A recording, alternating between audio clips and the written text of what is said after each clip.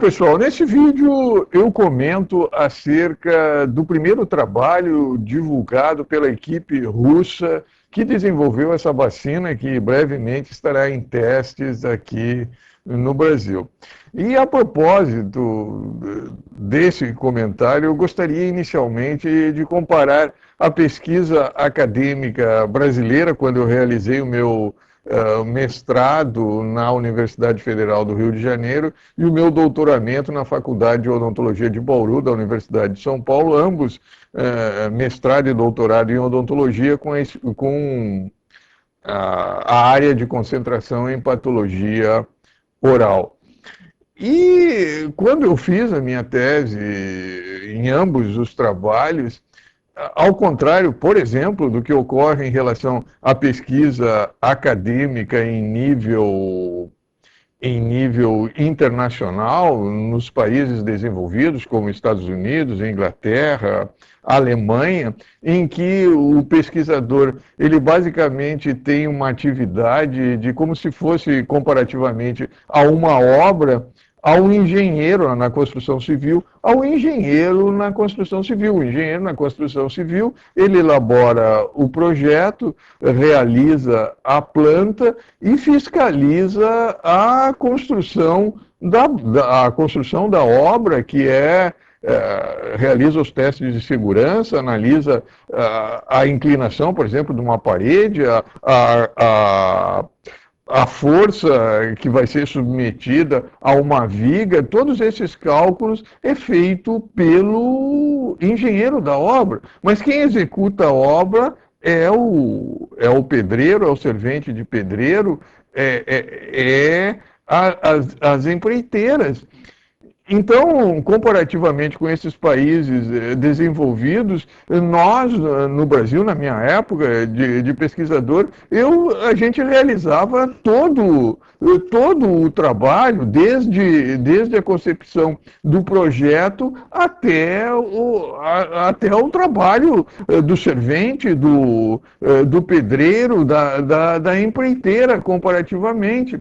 Então, quando eu analiso o trabalho de um país desenvolvido em que o pesquisador, o grupo de professores universitários, ele tem todo esse aparato, toda essa infraestrutura, e você identifica problemas no design desse projeto, tal como com relação aos resultados que foram divulgados, da pesquisa acadêmica divulgados relativamente a essas vacinas,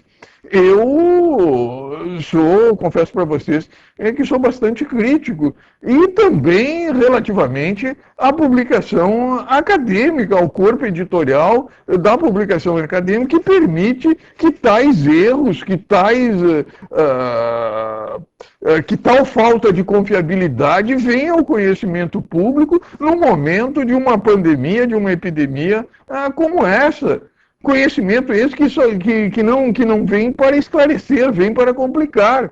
Então, em decorrência disso, confesso para vocês, bastante crítico, e nesse vídeo eu vou criticar essa publicação acadêmica dessa vacina russa, comparativamente ao que eu já fiz em relação às outras vacinas. Recentemente, eu comentei acerca de uma publicação de um trabalho realizado conjuntamente pela Universidade da Pensilvânia e professores alemães, em que a amostra simplesmente foi uma amostra que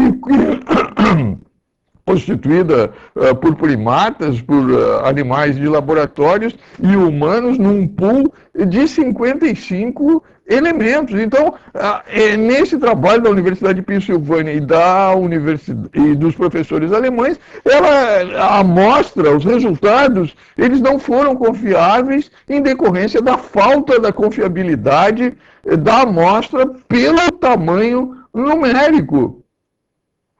Já agora, em relação a esse resultado da publicação russa, há de se relevar, ressaltar a confiabilidade da amostra numérica. mais de 70 elementos dá uma confiabilidade entre 70 a 100 elementos da amostra, dá uma confiabilidade algo em torno de 95%. Então a amostra, pelo tamanho, ela é confiável. Entretanto, ela perde a sua confiabilidade em decorrência de não ter sido utilizado um controle por meio de placebo, controle positivo, controle negativo. Então é inconcebível numa pesquisa acadêmica, na importância e no que se quer provar relativamente à eficácia e à segurança de uma vacina, que não se utilize numa amostra, num trabalho experimental, num projeto de pesquisa, uma controle. Então é inconcebível que o idealizador do design desse projeto, desse trabalho de pesquisa, não tenha feito isso. Também eu não consigo compreender por que essa pesquisa acadêmica, que esse trabalho relativamente a essa vacina, foi restrito a pacientes, a um grupo, a uma faixa etária entre 28 a 60 anos. Por que não foram incluídos idosos, que são considerados grupos de risco, e também por que não foram incluídos crianças com menos de 15, numa faixa etária inferior a 20 anos. Então, é inconcebível para um país desenvolvido, para uma universidade de um país desenvolvido, para a pesquisa acadêmica de um país desenvolvido, apresentar esses erros que são característicos característico de países, da pesquisa de países subdesenvolvidos, de países emergentes, como o Brasil, como a China, e também vem a confirmar, e também relativamente à Rússia, que hoje é considerado um país em desenvolvimento, um país emergente. Então, é inconcebível que isso ocorra com a pesquisa acadêmica, e mais que isso, é inconcebível que esses periódicos aí que se dizem periódicos conceituados venham a publicar esse tipo de coisa. Isto posto, para facilitar o estudo, o entendimento daquelas pessoas que não são da área biomédica, estudantes de graduação, de pós-graduação e início de curso, eu apresento a publicação, cujo site pode ser acessado diretamente, publicado no The Lancet, que é uma conceituada publicação, periódico de publicação médica, e cuja tradução também pode ser acessada diretamente, bastando se clicar nesse botão. Esse trabalho, basicamente, ele é um trabalho de pesquisa referentemente à segurança e imunogenicidade de dois tipos de vacina, dois modelos de vacina que foram testados pelos russos contra a Covid-19 e que foi testada também em duas formulações referentemente ao método de preparo dessa vacina. Eles ressaltam que é um estudo não randomizado, ou seja, não foi realizado estudo duplo cego e também não se utilizou o placebo, comparativamente ao placebo. Esse trabalho ele foi realizado pelo professor Denis Lugunov e colaboradores, sendo o professor Denis Lugunov o autor correspondente. De maneira que, apresentadas essas características, essas qualificações, essas credenciais do trabalho, nós passamos a analisar de uma maneira bastante simples, bastante rápida, bastante concisa esse trabalho de publicação. E quando nós analisamos já o sumário desse trabalho, nós já podemos fazer algumas considerações referentemente às vacinas. Então,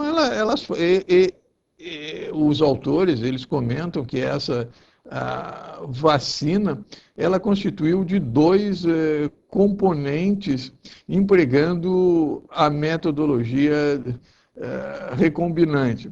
Ou seja, eles utilizaram dois vetores, dois adenovírus. O adenovírus denominado tipo 26, ADR26, que é um vetor, e o adenovírus do tipo 5, RAD5, que é o segundo vetor. E que ambos esses vetores, ou seja, esses RNAs desses adenovírus, ambos carregavam o gene para o gene do SARS-CoV-2 relativamente à glicoproteína. Então, basicamente, aqui nesse parágrafo, eu já teço duas críticas. Duas críticas, não, uma crítica e uma sugestão. A sugestão é basicamente ao vetor que foi utilizado o adenovírus.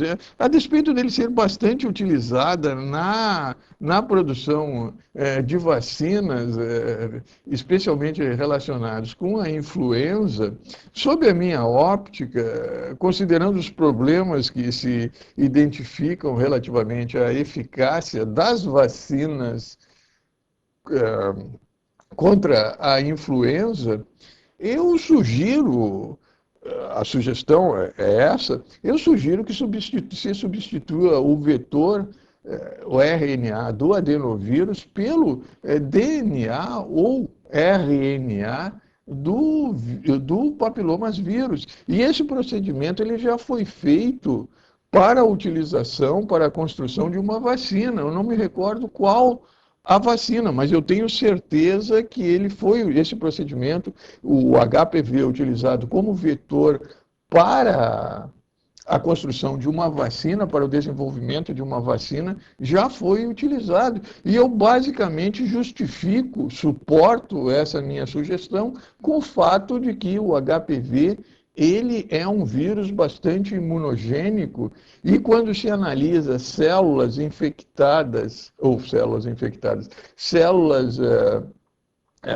transformadas no processo carcinomatoso de origem epitelial, como por exemplo carcinoma de células escamosas da boca, da orofaringe, e que essas lesões são infectadas pelo HPV, a sobrevida dos pacientes aumenta em decorrência do sistema imune, da resposta imune do paciente, dirigir uma imunidade cruzada, ou seja, a imunidade é dirigida contra o vírus que acaba destruindo aquelas células também transformadas. Então, algo semelhante, uma imunidade, melhor dizendo, uma imunidade cruzada pode ser obtida, talvez se modificando esse vetor, o adenovírus, pelo HPV. Então, essa é a primeira sugestão que eu faço. Agora, a crítica que eu faço relativamente à construção, ao design dessa vacina, é relativamente à utilização da glicoproteína integral. Como nós sabemos, essa glicoproteína, ela difere, por exemplo, do pangolim, somente relativamente à presença de uma área, de uma região de clivagem central entre os centros conformacionais S1 e S2, de maneira que basicamente essa diferença é que torna essa glicoproteína com imunogenicidade capaz de induzir uma resposta imune. No instante que você constrói uma vacina com uma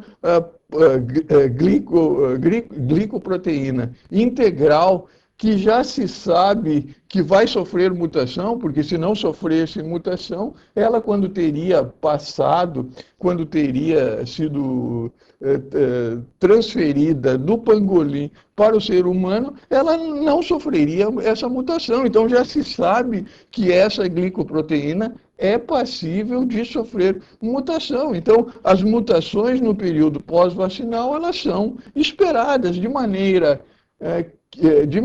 que a crítica que eu faço é o porquê não se utilizar uma determinada região específica dessa glicoproteína, tal como a região de clivagem central, que se sabe que as mutações envolvendo essa região, elas são menos frequentes, são menos susceptíveis a mutação, ou então outras regiões se identificar outras regiões dessa estrutura do coronavírus que não sejam suscetíveis a mutações e se construir a vacina. Então, essa é a crítica que eu faço relativamente a esse sumário na parte da introdução. Relativamente aos materiais e métodos, quando se constata a idade vacinal, ela foi dos 18 aos 60 anos. Eu retifico o que eu comentei na introdução desse vídeo, que seria dos 20 aos 60. Não, foi dos 18 aos 60 anos. Mas mesmo assim, as pessoas, os pacientes jovens abaixo dos 18 anos não foram incluídos. E é importante no contexto atual da pandemia se saber se uma vacina pode ser utilizada contra essa população mais jovem, porque basicamente é ela que é considerada o transmissor, em grande parte, os assintomáticos, transmissor dessa pandemia. E os idosos acima dos 60 anos, que é o grupo de risco mais acometido por essa infecção, por essa pandemia, por essa epidemia, pelo SARS-CoV-2, não foram incluídos nesse estudo.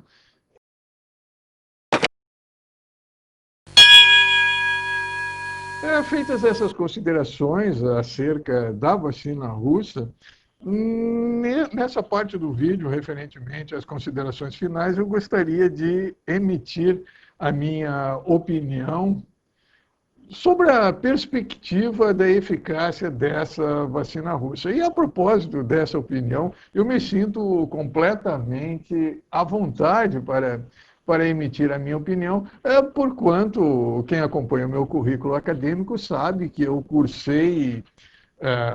frequentei algumas aulas no curso de Engenharia Biomédica da Faculdade de Ciências Aplicadas da Universidade de Anhalt, de maneira que, por essa parcela de professores pertencentes a uma universidade da antiga Alemanha Oriental, eu sinto um carinho bastante acentuado. Então, me sinto completamente à vontade para emitir a minha opinião.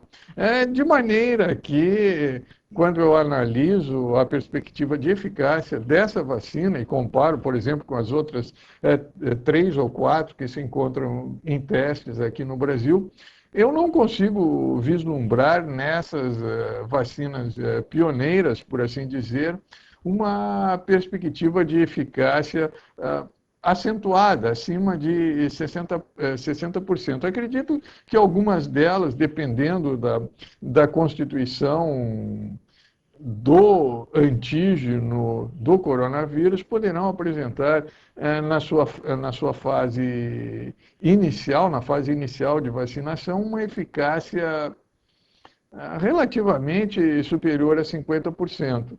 Contudo, em decorrência das mutações que possivelmente advirão no período pós-vacinal, eu não vejo qualquer uma dessas vacinas sob a óptica da prevenção. Contudo, eu entendo que ambas, todas essas vacinas, elas poderão ter a sua utilidade empregada conjuntamente com drogas que serão reutilizadas, redirecionadas, que virão a ser descobertas, apresentando eficácia no tratamento do coronavírus, se não especificamente relativamente à inibição da replicação viral, pelo menos atenuação dos seus efeitos decorrentes secundários promovidos por essa infecção pelo SARS-CoV-2. Então, ressalto novamente que, sob o aspecto da prevenção, pelo menos no próximo ano, acredito que no final do ano que vem, início do outro ano, dependendo da construção do antígeno que será utilizado no desenvolvimento de uma vacina, ela possa, sob o aspecto preventivo, se tornar eficaz. Contudo, relativamente a essas vacinas, a minha perspectiva, confesso para vocês, não é entusiasta.